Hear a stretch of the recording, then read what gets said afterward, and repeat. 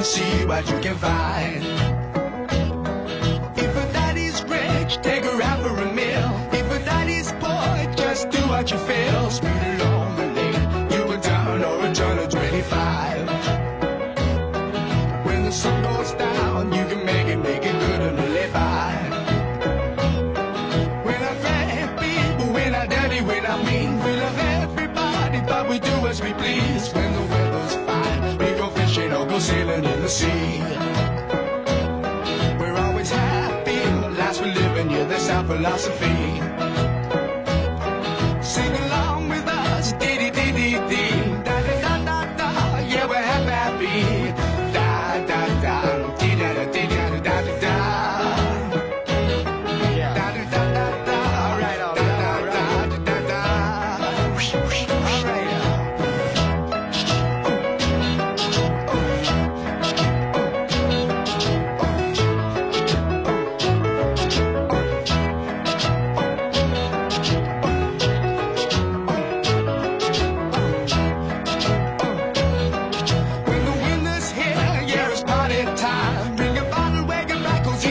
Summertime and we'll sing again. We go driving or maybe we'll settle down.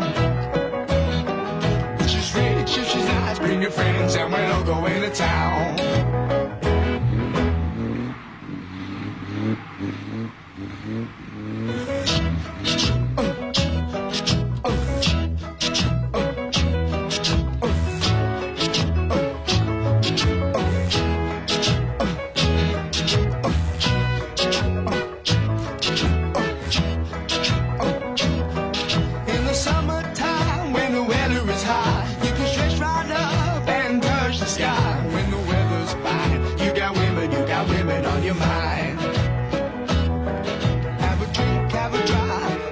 See what you can find.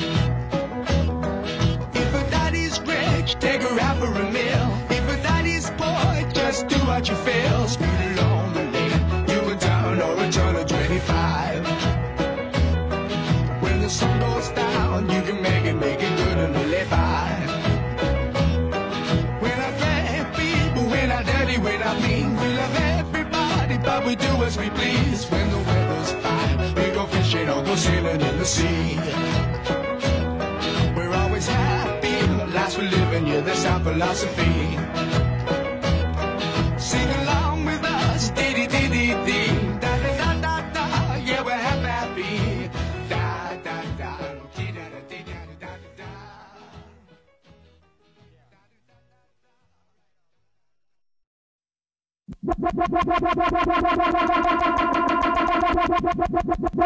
To sky.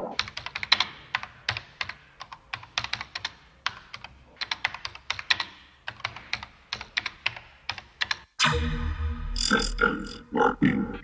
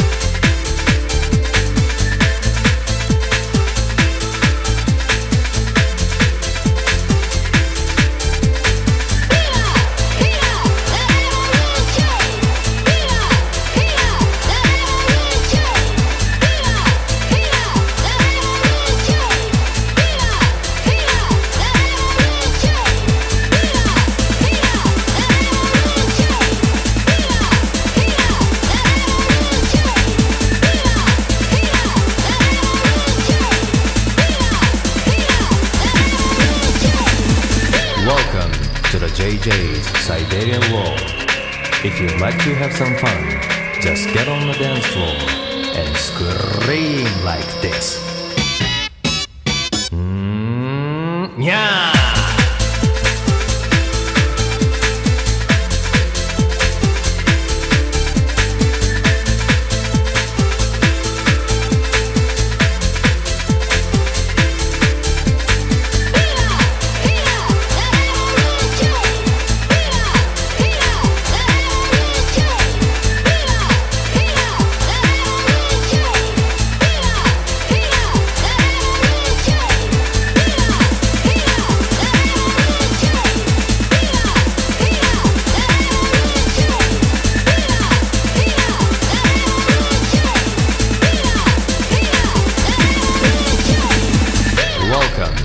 JJ's Siberia World. If you'd like to get some more, just get on the dance floor and scream like this. Yeah!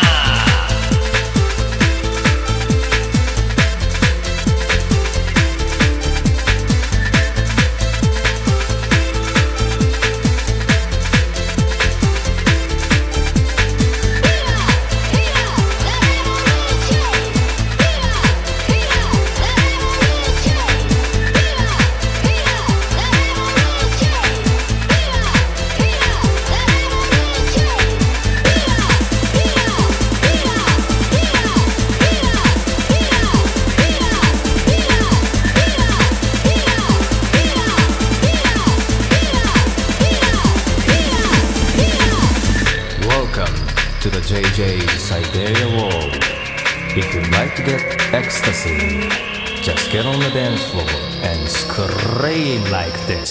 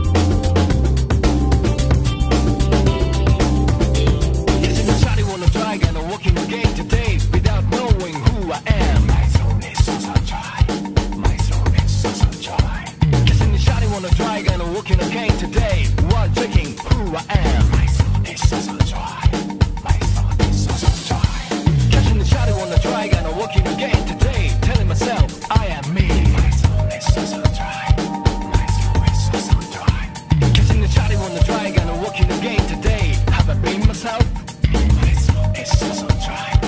My soul is so so dry. Let's get drunk into ski time. Let's play to the flame in the darkness. Let's get dragged into myself.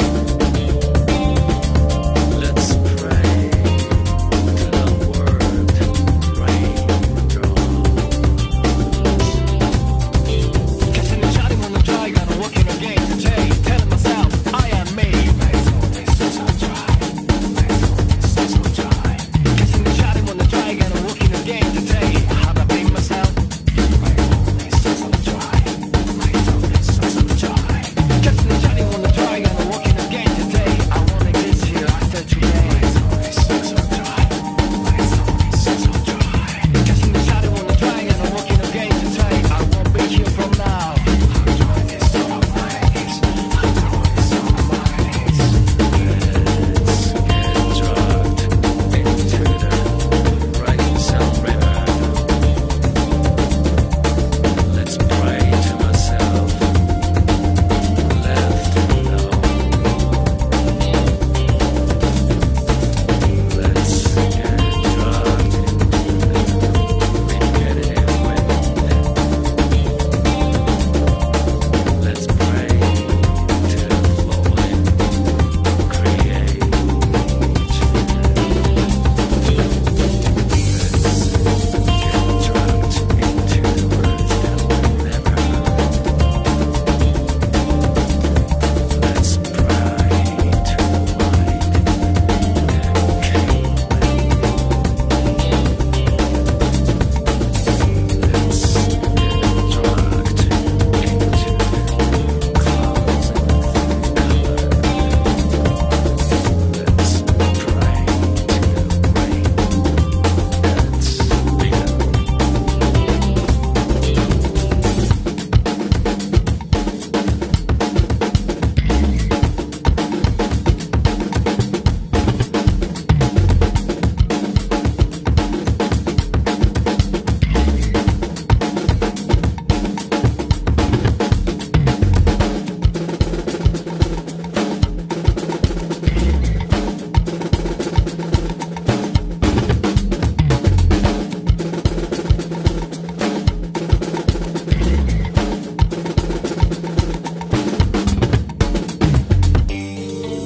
Let's get drugged into click myself.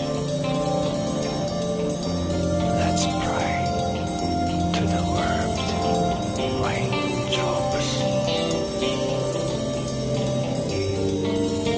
Let's get drugged into the fragile river.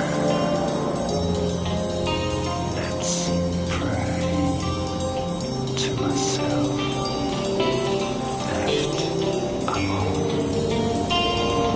Let's get drugged into the abandoned fog. Let's pray to you who passed by. Let's get drugged into the Let's pray to the rain that never ends.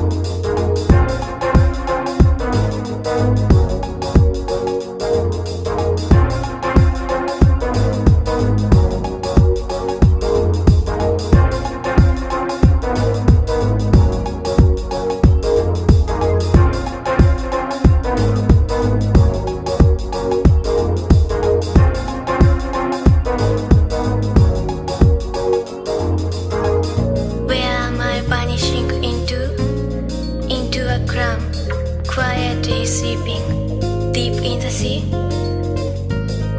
Last night's dream I dreamed, an unbelievably real one. I'm just sleeping. Town beyond the boundless horizon. Nobody seems to be there. Only the moon shines and her light creates shadows. Imagination like illusion, stars overwhelming the town. Holding inconsistency, wasted sense of value penetrates into the ground surface, so deeply. Where am I vanishing into? Truly, into a dark calm layer.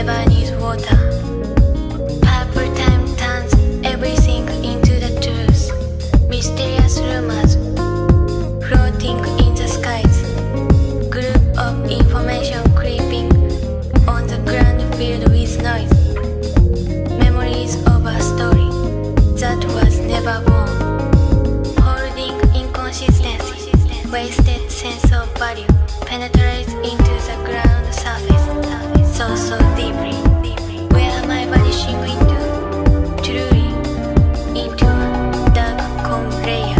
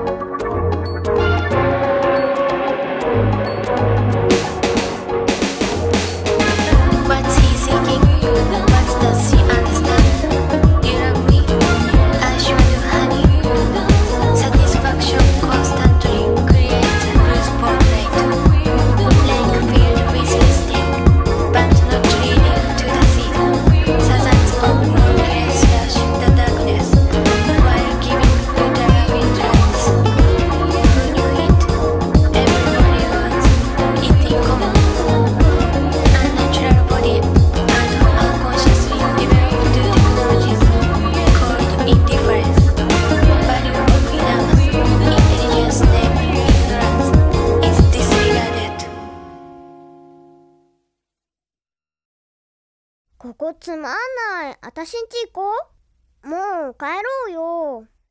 And you don't seem to understand. A shame you seemed an honest man. And all the fears you hold so dear will turn to whisper in your ear. And you know what they say might hurt you, and you know that it means so much, and you don't even feel the pain. I am falling.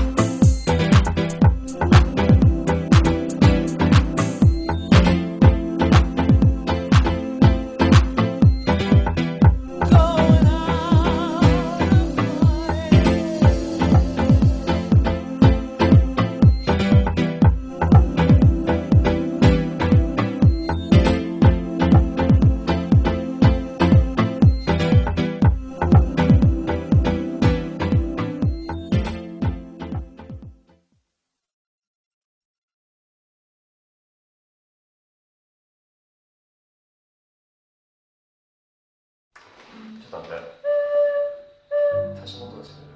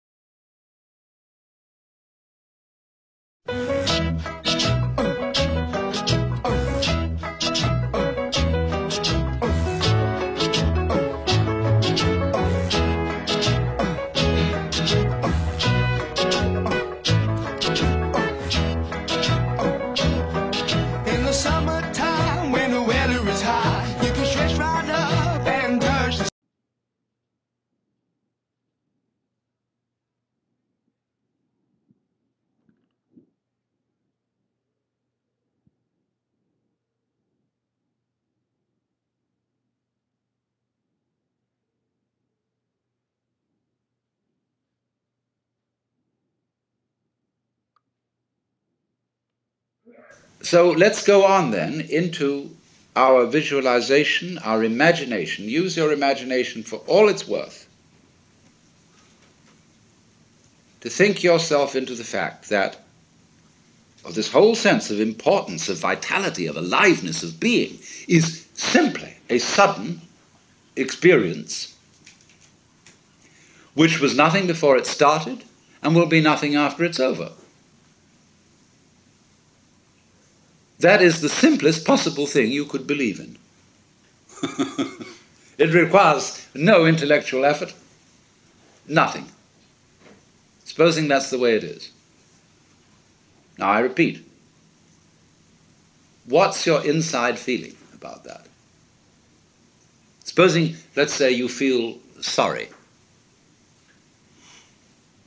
For whom is this sorrow? Who, when it's all over, will there be to feel sorry? You say, I regret now that this thing is going to come to an end. But when it's come to an end, nobody will either regret or be happy about it. That will be that. So in a way you can say, well, this feeling of sorrow that I have that it's going to come to an end is really rather irrelevant, because let me look at the thing from the other direction. Supposing it never would come to an end. In other words, here is this alternation of joy and sorrow. And however happy I am today, I'm always going to feel miserable later on. And then maybe happy again, but then after that miserable. And this is never going to stop. I just can't get rid of the damn thing. Well, that's pretty depressing, isn't it? I mean, when you think it through.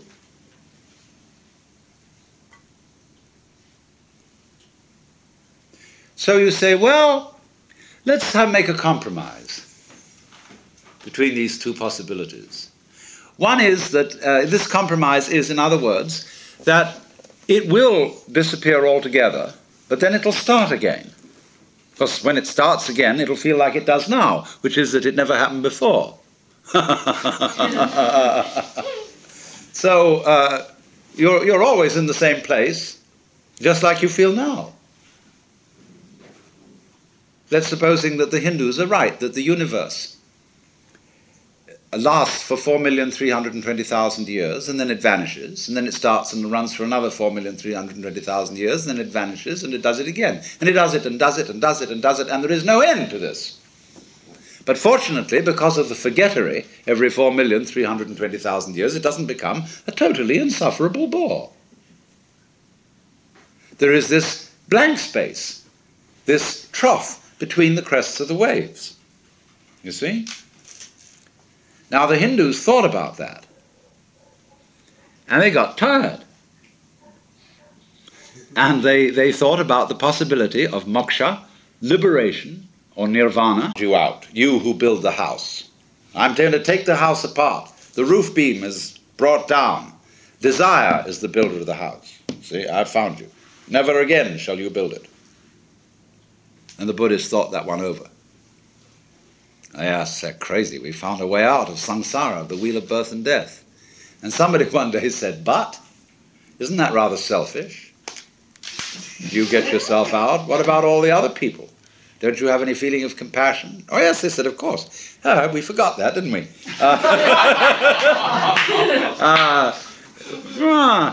Let's come back again and help all these people out.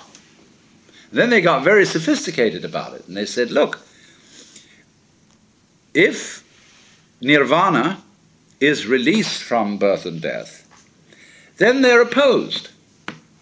And so nirvana and birth and death go together, and they will have to imply one another. So you're only really released if you see that, if you see that nirvana and birth and death are the same thing. Now I'm going to pull a fast one on you.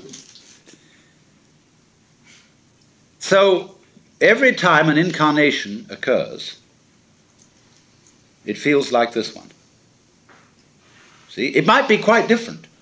We might be reincarnated in another universe as beings of an altogether different shape. See?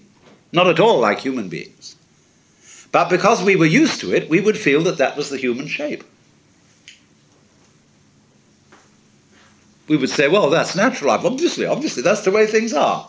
So naturally, if you appeared in the form of a spider, you would look around at other spiders and say, well, yes, of course, this is natural shape to be in.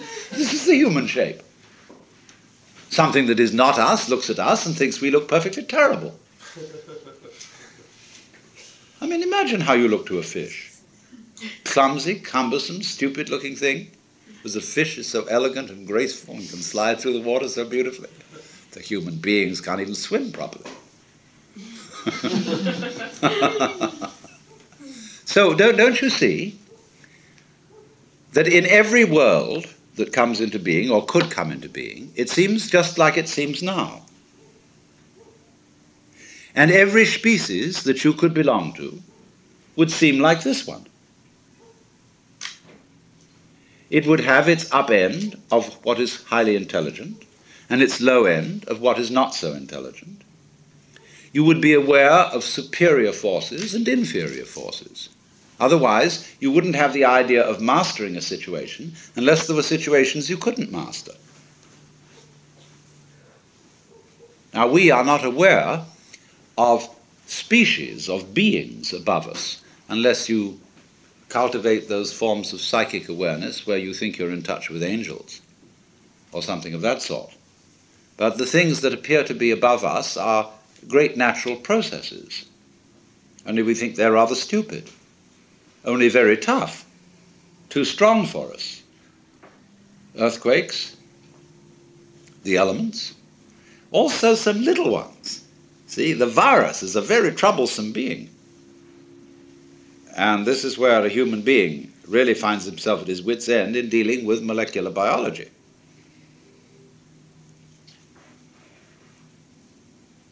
So, you know, if the monsters don't get you, the minsters will. The insects, you see. But at any rate, whatever level you're on, it always appears to be the same one. Now, we, therefore, naturally, don't we feel we're in the middle. We feel, for example, with the telescope, that there is a world greater than us that is infinitely greater. We feel with the microscope there's a world below us that's infinitely smaller, and we seem to stand in the middle. Of course you seem to stand in the middle. Every creature stands in the middle, because if you stand on a boat in the middle of the ocean and you turn around through an angle of 360 degrees, you will see the same distance in every direction.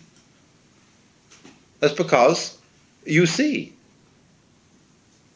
And your sensitivity to sight or the intensity of light is the same in every direction. So you're in the middle. You're always in the middle. Where else would you be? In other words, anything that perceives anywhere is always in the middle. Anything that grows anywhere is always in the middle. It's betwixt and between. And the middle always has, therefore, extremes. It has extremes in space. As far west and as far east as you can think, as far on and as far back. And there's always a beginning and there's always an end, just as there's a left and a right, or a top and a bottom.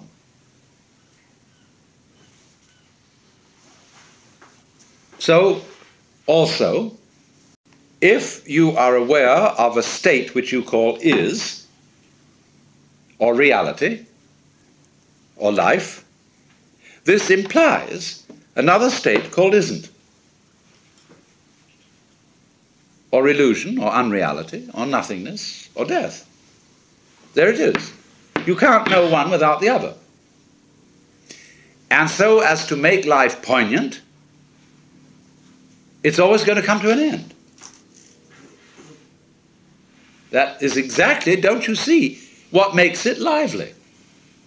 Liveliness is change, is motion. And motion is going like this, see, going to fall out and be gone.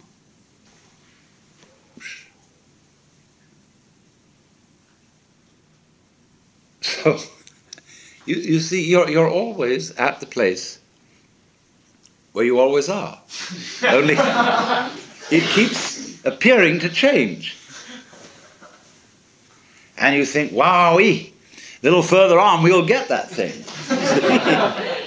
I hope we don't go further down so that we lose what we already have. But that is built into every creature's situation, no matter how high, no matter how low. So, in this sense, all places are the same place. And the only time you ever notice any difference is in the moment of transition. When you go up a bit, you gain. When you go down a bit, you feel disappointed, gloomy, loss. You can go all the way down to death. Somehow, there seems to be a difficulty in getting all the way up. Death seems so final. Nothingness seems so very, very irrevocable and permanent. But then if it is, what about the nothingness that was before you started? So don't you see, what we've left out of our logic, and this is part of the game rule of the game that we're playing, the way we hoodwink ourselves is by attributing powerlessness to nothingness. We don't realize that is a complete logical fallacy. On the contrary, it takes nothing to have something. Because you wouldn't know what something was without nothing. You wouldn't know what the form is without the background space. You wouldn't be able to see anything unless there were nothing behind your eyes. Now imagine yourself with a spherical eye.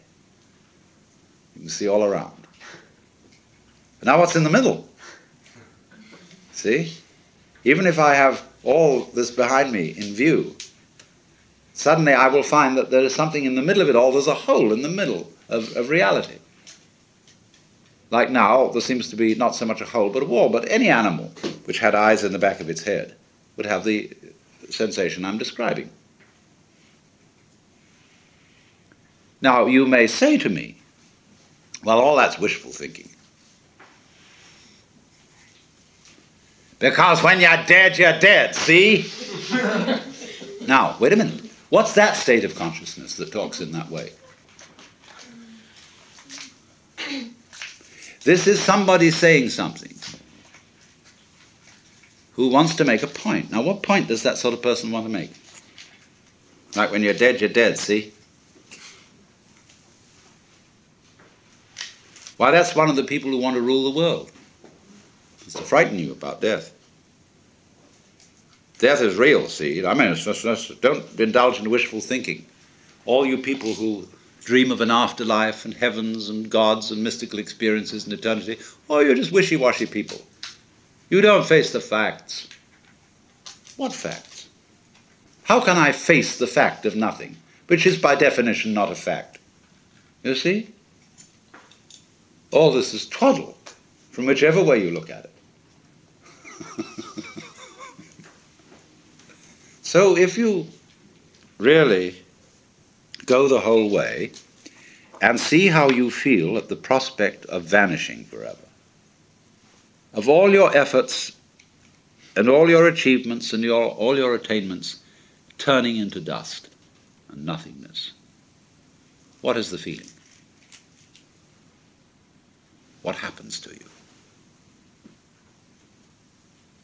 It's a curious thing that in the world's poetry, this is a very common theme. The earthly hope men set their hearts upon turns ashes, or it prospers, and anon, like snow upon the desert's dusty face, lighting a little hour or two, is gone. All kinds of poetry emphasizes the theme of transience. And there's a kind of nostalgic beauty to it. A banquet hall deserted. After the revelry, all the guests have left and gone their ways, and the table with overturned glasses, crumpled napkins, breadcrumbs, and dirty knives and forks lies empty. And the laughter echoes only in one's mind.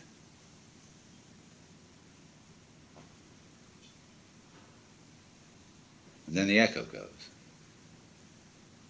The memory, the traces are all gone. That's the end, you see.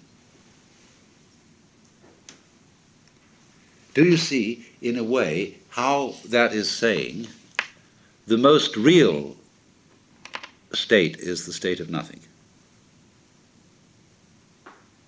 That's what it's going to all come to.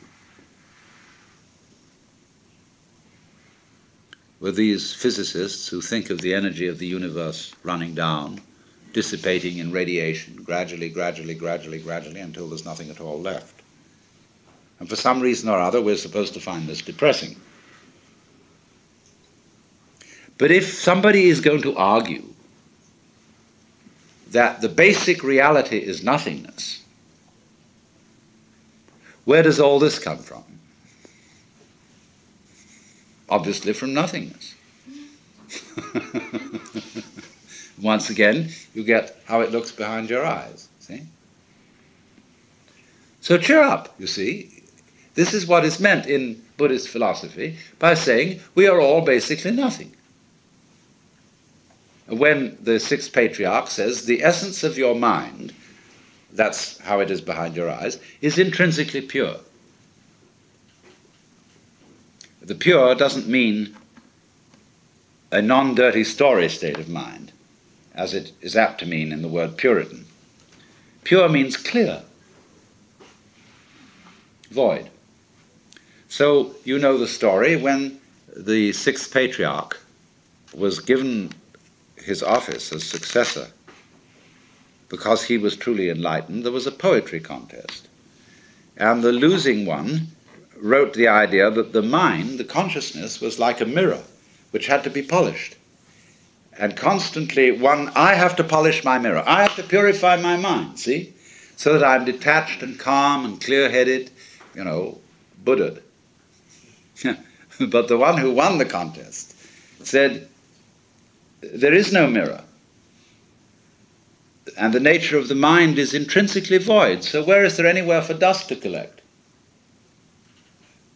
See? So in this way, by seeing that nothingness is the fundamental reality, and you see it's your reality, then how can anything contaminate you? All the idea of your being scared and put out and worried and so on is just nothing. It's a dream. Because you're really nothing. But this is the most incredible nothing.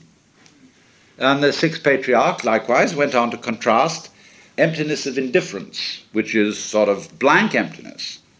See?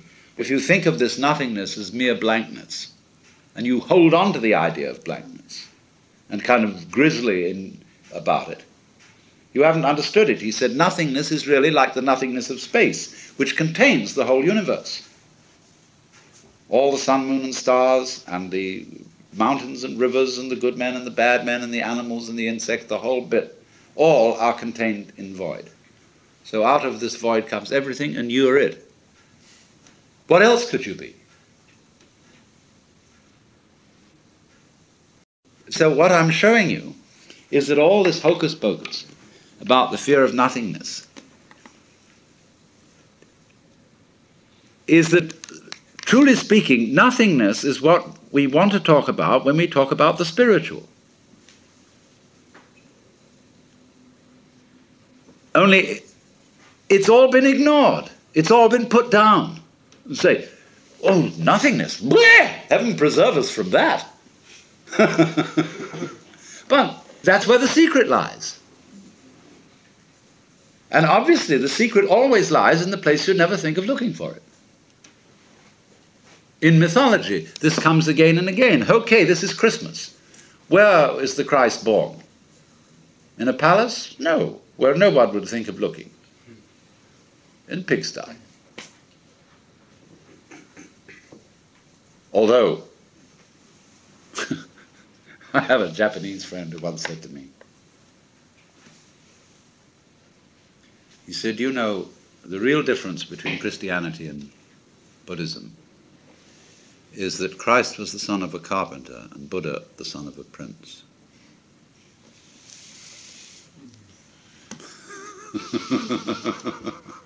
I thought that was rather funny. Well, we don't know who the prince is without the carpenter, do we?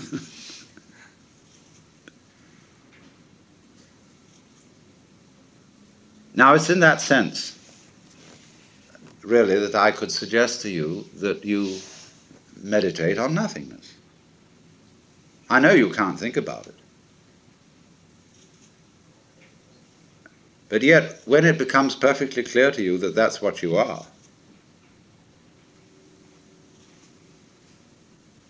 and what you were before you were born,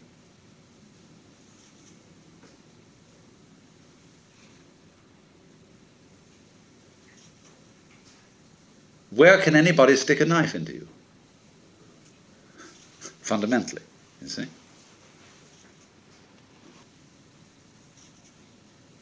All right. Get it, because this is really the secret of the whole thing.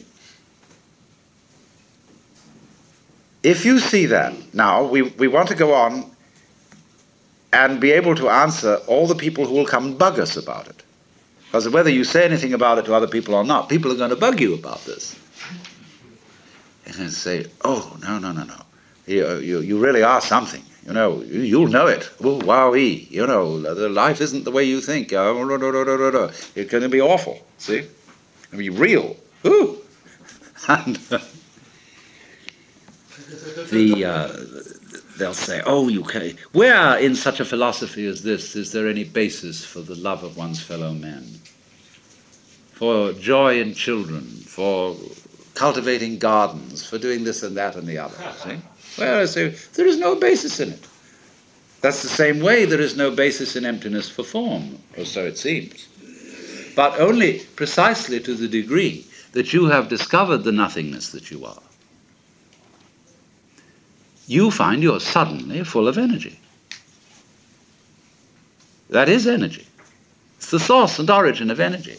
So that when, you know, there's sort of nothing in your way, then you can do exactly what I was describing as having this glee for going into doing this, that, and the other thing, and being thoroughly creative.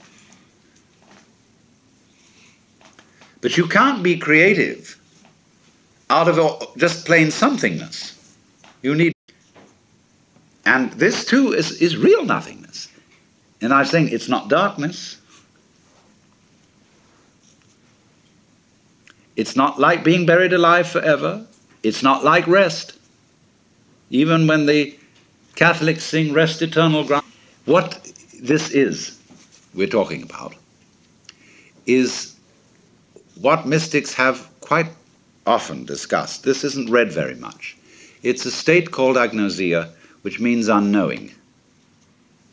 There's a book called The Cloud of Unknowing, written by an English monk in the 14th century.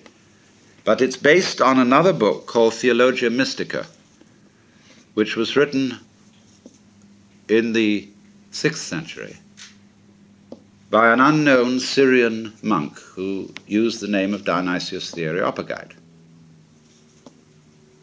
It's absolutely fascinating, very short little book, which I translated long ago, back in 1943, and I'm about to reissue it. But this book ends up with a description of God,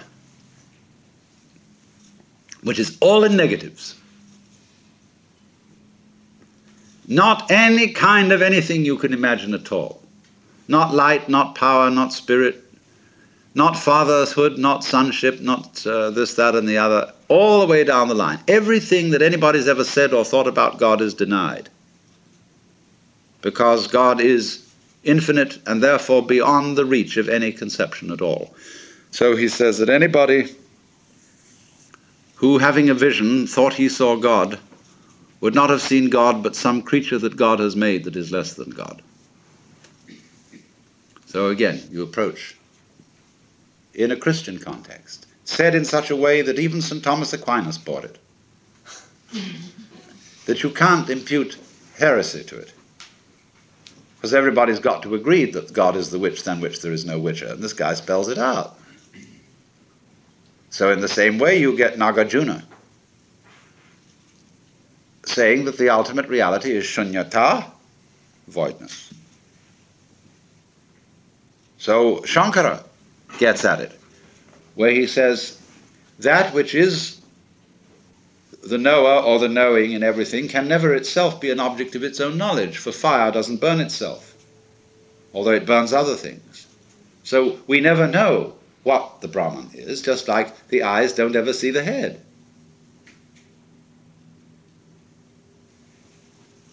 If you put something there, you are stopping short of nothing, and you don't get the whole benefit of it, that's all. If you insist that there is something there, that there is the loving Father at the end of the line, or the paradise garden, you are really cheating yourself. Because it's only when you have thorough emptiness and real downright nothingness at the end of the line that you get the full impact. No holes.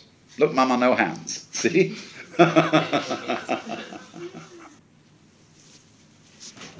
Now, I really think that's the simplest thing I can possibly tell you. I really don't know what else there is to be said about this whole Zen project or mysticism, Vedanta, what have you. It comes down to that, and there are infinitely many ways of evading. But what I'm trying to point out to you, you see, is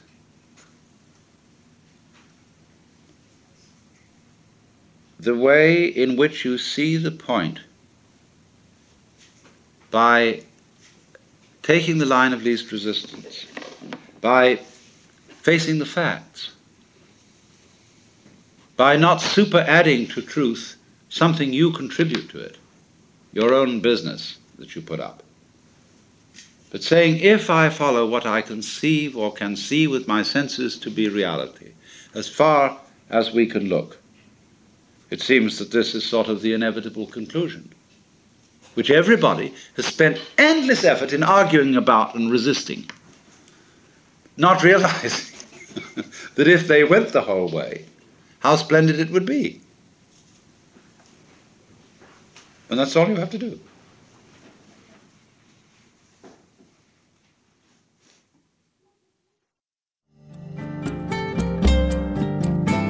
This concludes Session 6 of Out of Your Mind, Essential Listening from the Alan Watts Audio Archives. Our program continues with Session 7.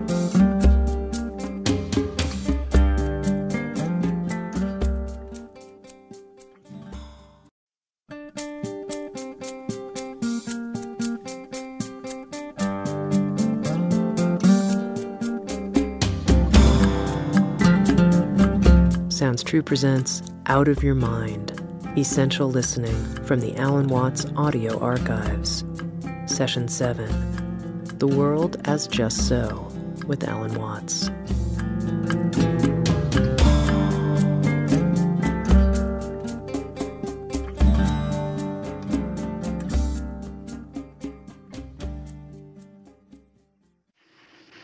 A lecture on Zen is always something in the nature of a hoax,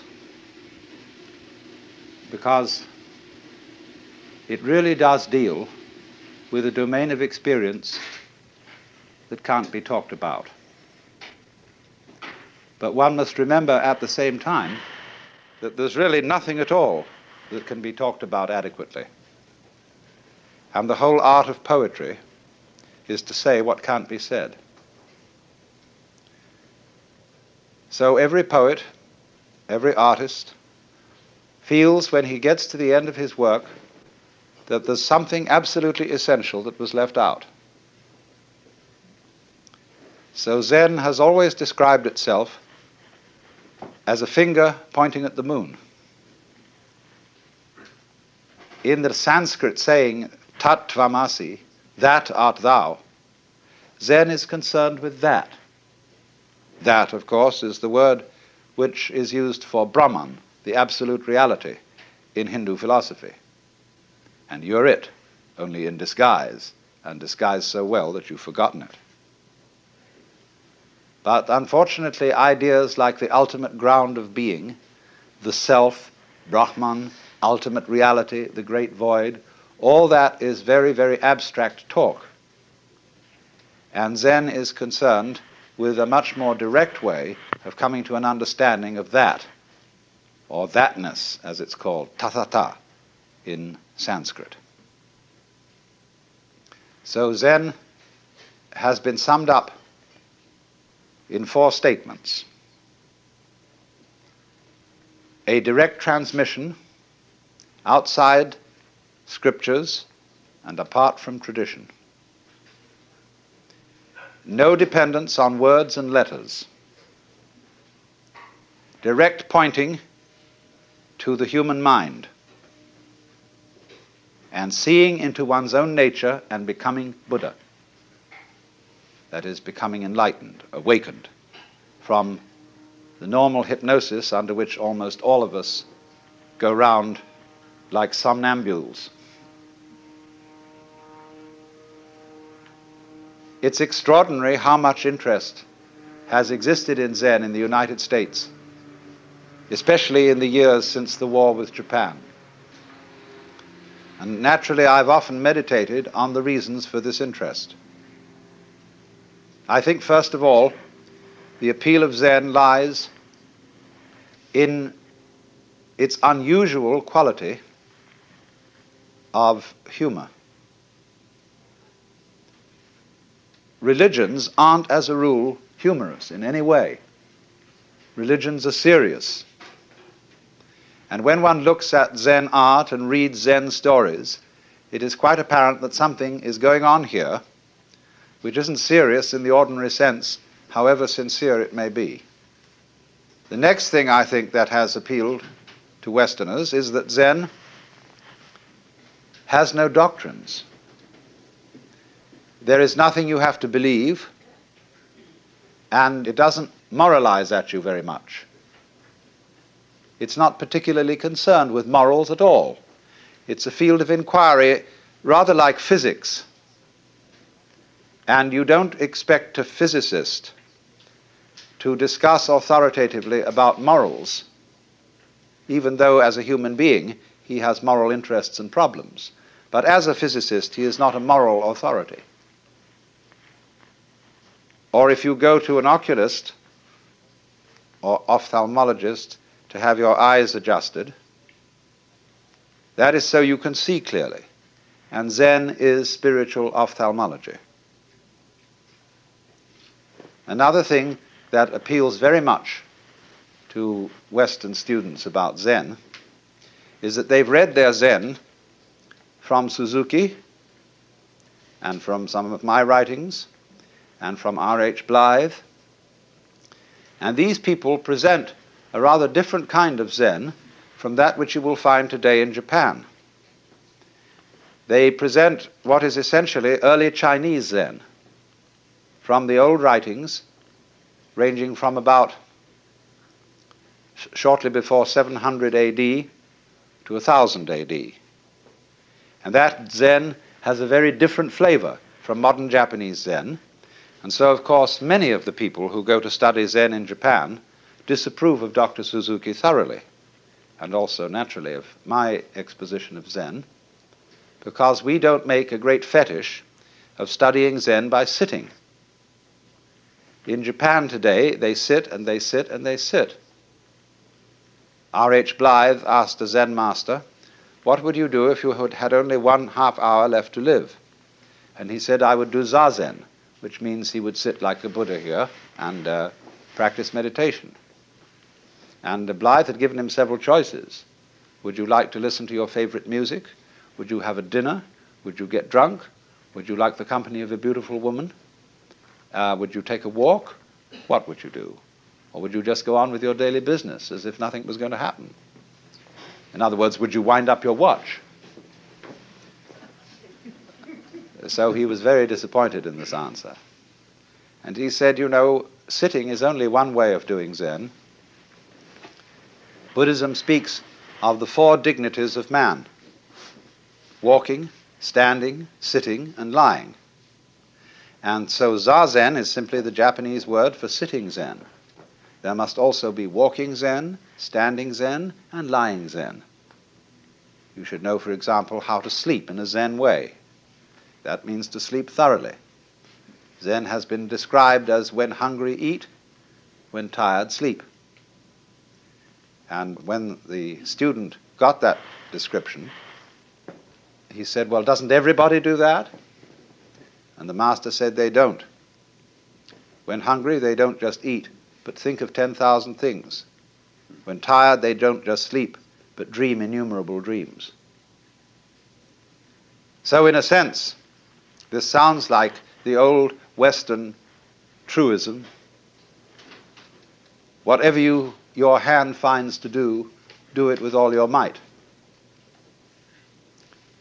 But that's not the same thing as Zen. A lot of people like to see if they could sum up Zen in that way. In the Latin motto of the school I used to go to in England, age dum agis, act when you act, or while you act. There's a famous story which beautifully illustrates the current relationships between East and West. Paul Reps, who wrote, or rather drew, a lovely book called Zen Telegrams, once asked a Zen master to sum up Buddhism in one phrase. And he said, don't act, but act. So Reps was simply delighted, because he thought the master had said, don't act, but act. And that, of course, would be the Taoist principle of Wu Wei, of action in the spirit of not being separate from the world, realizing so fully that you are the universe too, that your action on it is not an interference, but an expression of the totality. But the master's English was very bad indeed, and Paul Reps had misunderstood him. He had said, don't act, bad act. And you know, that is the sort of attitude that all clergy develop over the centuries. You know how it is when you go to church, if you do. So often the sermon boils down to, my dear people, you ought to be good. And everybody knows that, but hardly anybody knows how. Or even what good is. The fascination of Zen to the West is that it promises a sudden insight into something that is always supposed to take years and years and years. The psychoanalysts, if you're mixed up, they tell you the troubles you've got yourself into over all these years can't be undone in a day. And therefore it will take many, many sessions, maybe twice a week for several years for you to get straightened out. The Christians say that if you embark on a path of spiritual discipline, you get yourself a spiritual director and submit yourself to the will of God, but you may not get into the high states of contemplative prayer for very many years. The Hindus, the Vedanta Society people, the Buddhists also say will require many long years of meditation, very hard concentration, very difficult practice, and stern discipline.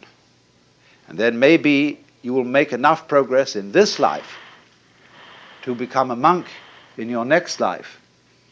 And then you'll make enough progress to enter some of the preliminary stages leading to Buddhahood. But it's all likely to take you many, many incarnations. But when this artist Hasegawa was asked, how does one see into Zen? He said, it may take you 3 seconds. It may take you 30 years. I mean that. And so you see there is always the possibility that it may take only 3 seconds. Zen literature abounds with stories, you see, in which there's a dialogue, or what is called in Japanese mondo, which means question-answer, between a Zen teacher and his student, And these dialogues are fascinatingly incomprehensible. But it always seems to be that at the end of this swift interchange, the student gets the point. Sometimes he doesn't. I gave a book of these dialogues once to a friend of mine who was deeply interested in Eastern philosophy. He said, I haven't understood a word of it, but it's cheered me up enormously.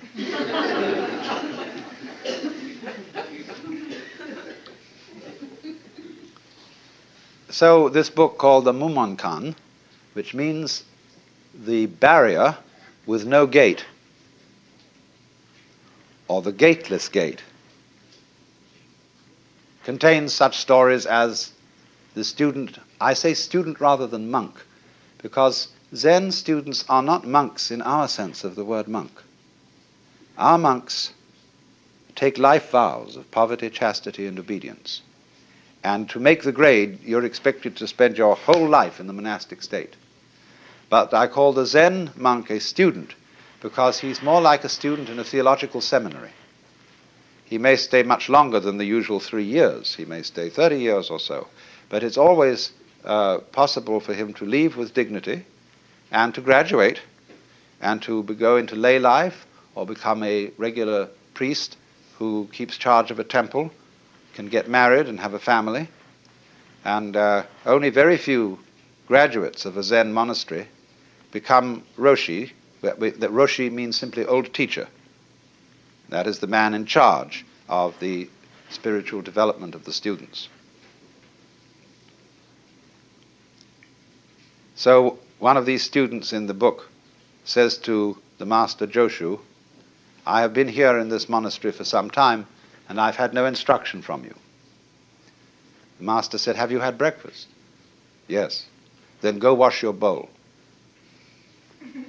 And the monk was awakened.